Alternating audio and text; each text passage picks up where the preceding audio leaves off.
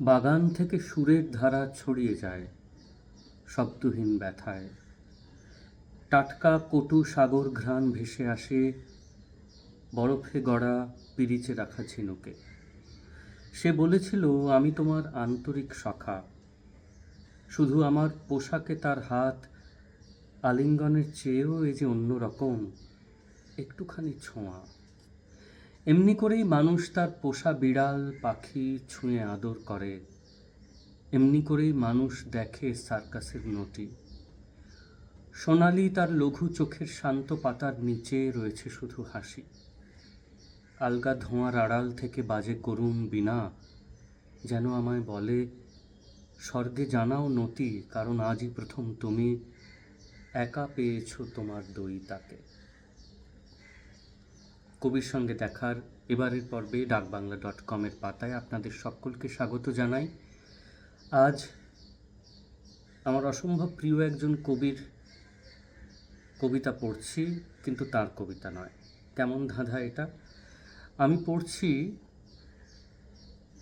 রুশ কবিতার অনুবাদ বাংলায়, যার অনুবাদক সুনীল গঙ্গোপাধ্যায়। আমাদের কৈশোরে বেরিয়েছিল সুনীল গঙ্গোপাধ্যায়ের অনুবাদের সংকলন অন্য দেশের কবিতা। সেখানে ফরাসি, ইতালীয় এবং অন্যান্য ভাষার কবিদের সঙ্গে রুশ ভাষার কবিরাও ছিলেন। স্বাভাবিকভাবেই রুশ ভাষার সাহিত্য আমাদের, বিশেষত আমাদের বাঙালিদের পুষ্ট করেছে, ঋদ্ধ করেছে বরাবর। সুনীল গঙ্গোপাধ্যায় তার নিরলস প্রয়াসে এবং অতুলনীয় প্রতিভায় এই সমস্ত ভাষার কবিদের অনুবাদ করে গেছেন। যে কবিতাটি এখন পড়লাম, তিনিও আমার ভীষণ প্রিয় কবি, আনা আখমাতোভা। আরেকটি লেখা পড়ি, সুনীল গঙ্গোপাধ্যায়ের অনুবাদ আনা আখমাতোভার। নায়কহীন একটি কবিতা থেকে। ক্রিসমাস জোয়ার উজ্জ্বল হয়েছে উৎসবের আলোয়। শকট উল্টে যায় ব্রিজ থেকে। সমগ্র লোকের শহর ভেসে যাচ্ছে কোন অজানা লক্ষ্যে। নেভা নদীর নিম্ন স্রোতে অথবা উত্তরণে, যেখানেই হোক, তার কবর থেকে অনেক দূরে। গ্যালারনায়া রাস্তার তরুণ অন্ধকারে রেখাচিত্রার্পিত। গ্রীষ্মের বাগানে একটি আবহাওয়া যন্ত্র ধাতব সুরে গান গায়। উজ্জ্বল রূপালী চাঁদ হিম হয়ে আসে রুশিয়ার রূপালী যুগে। প্রতিটি রাজপথে একটি ছায়া ধীরে এগিয়ে আসে প্রতিটি গুল্মের কাছে। সেই জন্য অন্ধকার ঘনায় বসবার ঘরে খোলা মুখ ফায়ারপ্লেস থেকে আর তাপ আসে না। ফুলদানিতে শুকিয়ে যায় লাইলাক ফুল। এবং সমস্ত সময় জুড়ে দম আটকানো হিম শীতল কামুক এবং অশুভ যুদ্ধপূর্ব দিনগুলির বাতাসে একটি দুর্বোধ্য ঘর ঘর শব্দ লুকোনো। কিন্তু সেই শব্দ তখন শূন্য গর্ভ শুনিয়েছিল, ঠিকমতো কানে এসে পৌঁছয়নি, হারিয়ে গেছে নেভার তুষার স্রোতে। মানুষ যেন তখন আচ্ছন্ন, কোনো ভয়ঙ্কর রাত্রিরের আয়নায় সে নিজেকে তখন চিনতে চায়নি। আর সেই প্রবাদময় নদী তীরে ক্যালেন্ডারের নয়, বাস্তব বিংশ শতাব্দী এগিয়ে আসছিল।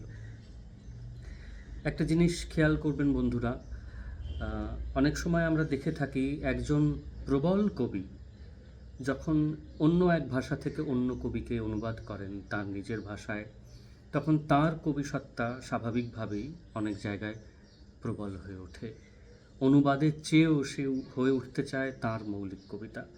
সুনীল গঙ্গোপাধ্যায়ের মতো একজন অনন্য অদ্বিতীয় কবি যখন অনুবাদ করছেন, তিনি কিন্তু মাথায় রাখছেন তিনি মূলত অনুবাদক, কবি নন। অর্থাৎ এই কবিতাগুলি সার্থকভাবে অনুবাদ হয়ে উঠছে আনা আখমাতোভার স্মরণে। সুনীল গঙ্গোপাধ্যায় নিজের কবিতা হয়ে উঠছে না, যা করা একজন সত্যিকারের কবির পক্ষে দুঃসাধ্য। এখানেই বোঝা যায় যে সুনীল গঙ্গোপাধ্যায়ের কবি সত্তার পাশাপাশি তার অনুবাদক সত্তা কতখানি সক্রিয় ছিল। আমরা এবার পড়ব বা শুনব বলা যেতে পারে বরিস পাস্তেরনাকের কবিতা। আপনারা জানেন বরিস পাস্তেরনাক রুশ দেশের অন্যতম প্রভাবশালী বিখ্যাত কবি। তাকে অনুবাদ কিভাবে করেছেন সুনীল গঙ্গোপাধ্যায় সেইটা একবার দেখব।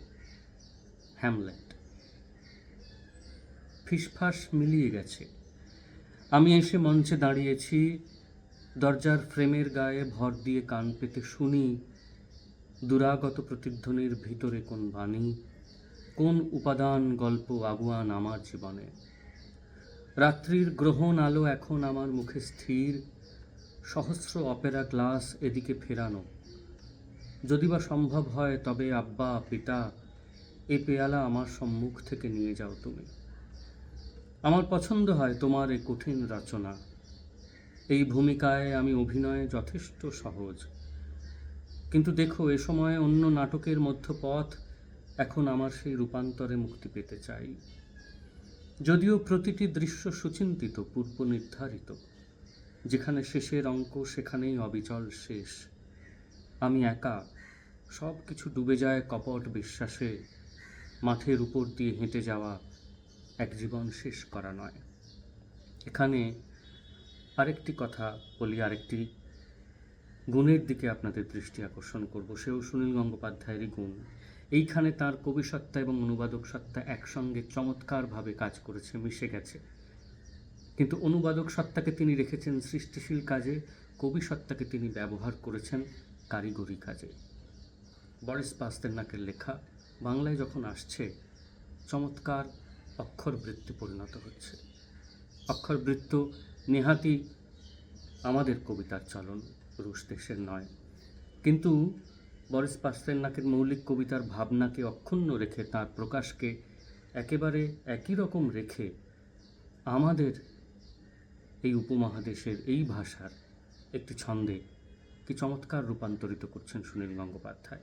অর্থাৎ কবি সুনীল দেখছেন যাতে অক্ষরবৃত্ত ঠিকঠাক হয়, বাঙালির মননে তা সহজভাবে পৌঁছয়। আর অনুবাদক সুনীল দেখছেন যেন বরিস পাস্তেরনাকের কবিতা থেকে তার অনুবাদ চ্যুত না হয়। শীতের রাত্রি, বরিস পাস্তেরনাকের এই কবিতা।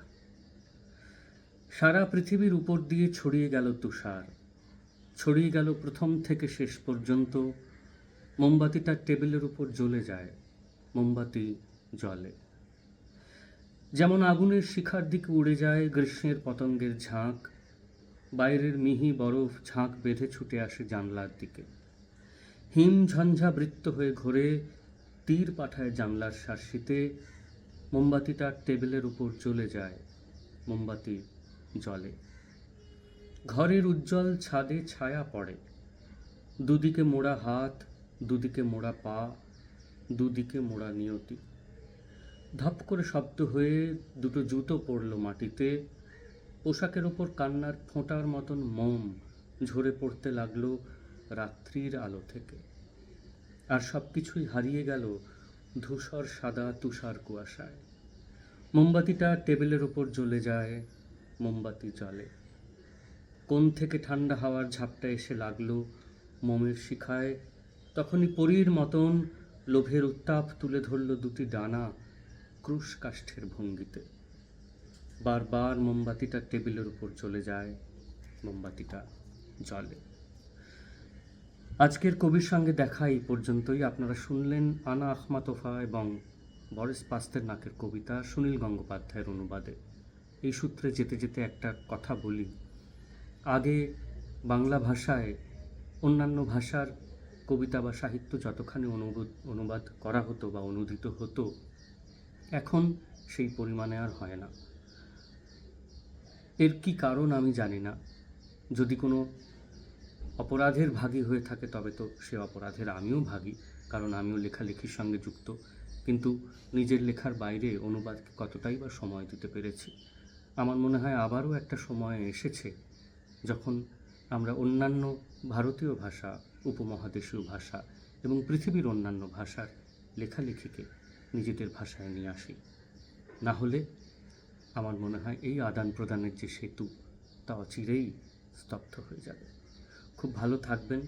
ডাকবাংলা.com-এর পাতায় আবার দেখা হবে শিগগিরই।